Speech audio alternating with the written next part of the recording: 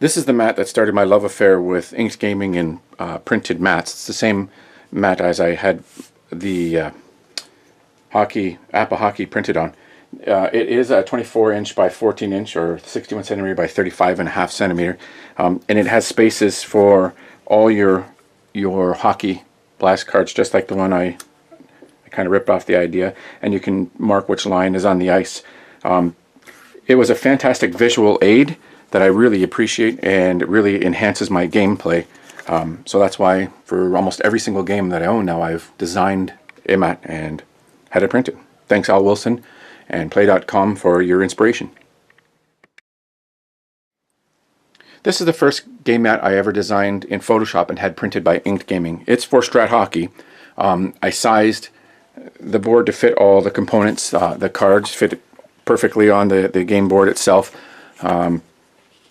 It is quite large. It's 35.5 inches by 18 inches, or 90 centimeters by 46 centimeters. It's a really nice feeling cloth top, stitched on the edge, rubber bottom, just like a very high quality mouse mat or a mouse pad. And all I did was provide a JPEG to Inked Gaming, and they printed this and had it to me within literally 2 weeks.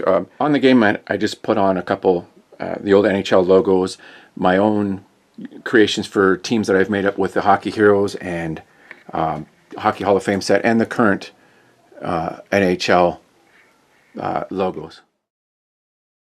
This is the first play mat that I designed, inspired by Al Wilson's Hockey Blast from Play.com's game mat, where you can lay out all your cards for the entire team on both sides and keeping track of the lines that are actually being used right on the game board with game pieces. I picked these up from my local game shop. I also sized each one of the spaces to fit a complete card, so they fit the entire thing. It is quite large. It is a 35.5 inch by 18 inch, or for me it's 90 centimeters by 46 centimeters. So it does take up a lot of space on the table. It will take your normal Appa chits, and you can use those to mark your forechecking. You can use them for puck markers. I created a little puck out of a dowel that I had painted up with my daughter's chalkboard paint, and it gives that nice mat. Looks like a real hockey puck. And with the game markers, I've created spots up the top where you can track game time using 30-second increments, and there's 40 places where you can, every time you get an X, you can change your line. I like this a lot. The mat itself is a back rubbered, stitched edge, cloth topped, almost like a really high quality mouse pad. Very good. It really is great, but again, you need a lot of table space for this one. So I'll show you the next one I designed for a smaller table space. And here's the game mat all set up ready to play. The New York Islanders versus the Buffalo Sabres. I don't have a wide enough lens to show you with the tripod I have, so I'll just pan over here. There's the goaltender, the defense are all set up. And this is the Buffalo Sabres in the visiting end.